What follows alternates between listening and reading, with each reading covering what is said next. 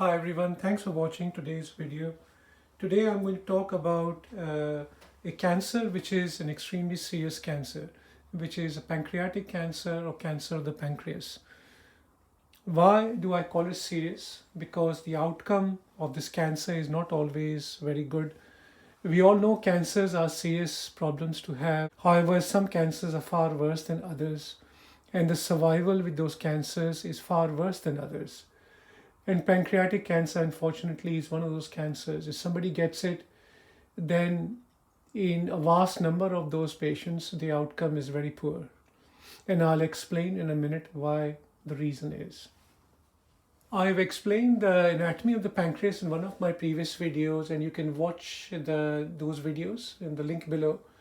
But just to recap, that's the big thing is the stomach, the black margin there. It is opening into the first part of the small intestine, which is C-shaped, called the duodenum. That red big structure is the biggest organ in our body after the skin, is called the liver.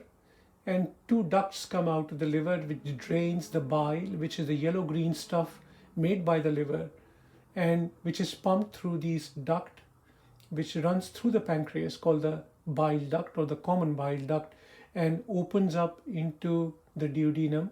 And this bile helps us digest our fats in the food that we eat.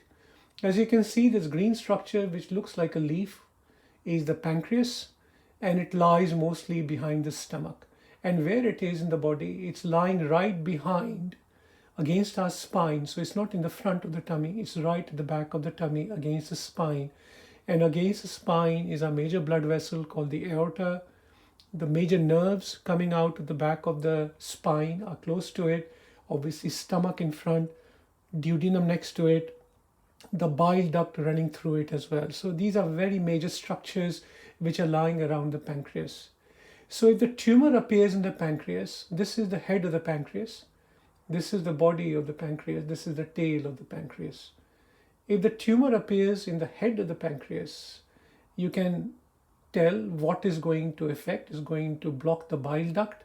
If it blocks the bile duct, the patient cannot drain bile from the liver and they become jaundiced, which is yellow discoloration of the skin.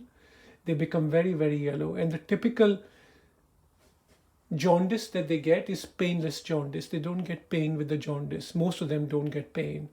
They become very deeply jaundiced, so very deep yellow or orange color of the skin. They itch a lot, but they don't get much pain from it.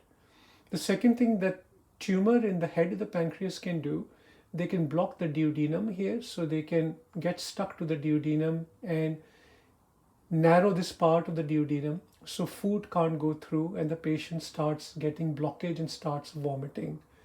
In the body of the pancreas, you can see again, there are major blood vessels and nerves at the back coming from the spine, because the spine is running just behind it over here. And pancreas is running right in front of the spine, just sitting in front of the spine like this. And what happens that all these nerves and blood vessels can get involved with the tumor in this part. And that can give rise to tummy pain, pain in the front of the stomach, but just above the belly button, but more so in the back. So patients with pancreatic tumors get more back pain than they get tummy pain. Similar thing can happen with the tumor of the tail of the pancreas. The problem is where the pancreas is, small tumors, when they are very early, they don't cause many symptoms. The only time they cause symptom when they become quite big. And by the time they become very big and symptoms start appearing, quite major structures around the pancreas get involved with the tumor. Hence, surgery of the pancreas, which is the main treatment for this tumor, becomes extremely difficult, if not impossible. So let's quickly summarize the symptoms again. So as I said, early pancreatic cancer causes very few symptoms. These symptoms starts happening when the pancreatic cancer is bigger and getting more advanced. So weight loss, loss of appetite, patient does not feel hungry at all. They get a bit of abdominal pain in the front, just above the belly button in the middle. However, the main pain is in the back, which is the lower back around the lumbar spine. They feel nauseous, as I explained before in my diagram, that the bowels and stomach starts getting blocked and they start feeling nauseous and can start even vomiting if the blockage is complete. or almost complete. They get very yellow if the tumor is in the head of the pancreas because the bile duct is getting blocked. When the bile duct gets blocked, the bile cannot go into our intestine and the patient starts getting pale and very greasy stools because they contain a lot of fat because the patient is not absorbing fat anymore. So these are the main symptoms of pancreatic cancer. So how can pancreatic cancer be diagnosed? The patient goes to the doctor and the doctor takes a history. On the history alone for early pancreatic cancer diagnosis, because the symptoms are usually loss of appetite, weight loss, etc., is very, very difficult to do because lots of other conditions can cause the same symptoms. Many patients who develop pancreatic cancer, they might have a family history of pancreatic cancer. So that's something doctor might want to ask, and the patient should tell the doctor if they got a family history of pancreatic cancer. Some of the patients have developed new onset diabetes. Remember, vast majority of patients who develop diabetes do not get pancreatic cancer or have a pancreatic cancer. Only a small number of patients who develop new onset diabetes could have had a pancreatic cancer. The doctor might want to order an ultrasound scan, which can be done in two ways. One way is just putting a jelly on the tummy and the probe on the front of the tummy to look at the pancreas. Pancreas is not always easy to see on an ultrasound scan. The second way of doing an ultrasound scan is through an endoscope, which is putting a camera down someone's mouth into the stomach and into the small part of the small intestine, the duodenum, which I showed earlier, and getting a scan through there. And that is a very diagnostic way of looking at the pancreas. And some specialists can even take biopsies of the pancreas through that scanner. CT scan, a very good test to look at the pancreas. So is the MRI. PET scan, which is called positron emission tomography. That is a scan just used to see how far the tumor has gone, how advanced it is, how early it is, etc. In addition to it, a keyhole camera of the tummy, like what we call a laparoscopy, can also be used to see how early, how advanced the cancer is. It's not for the diagnosis, it's just to check how early, how advanced the cancer is. Putting pieces of jigsaw together give a good picture of how early, how advanced the cancer is and what is the best way of treatment for this cancer. So what is the best treatment for pancreatic cancer?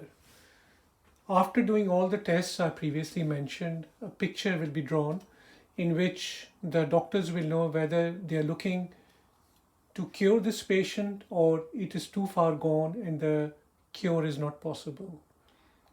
The main chance of cure is with surgery, and there's a small role of chemotherapy as well. If the doctors from all the scans and all the other investigations find out that this patient has no chance of cure, then the main thing to do is keep them pain-free because the pain is quite bad.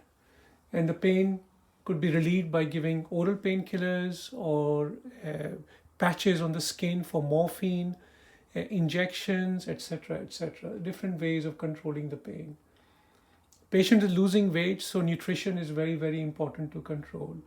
Chemotherapy is a small role of increasing the life of the patient, however, again, not curative.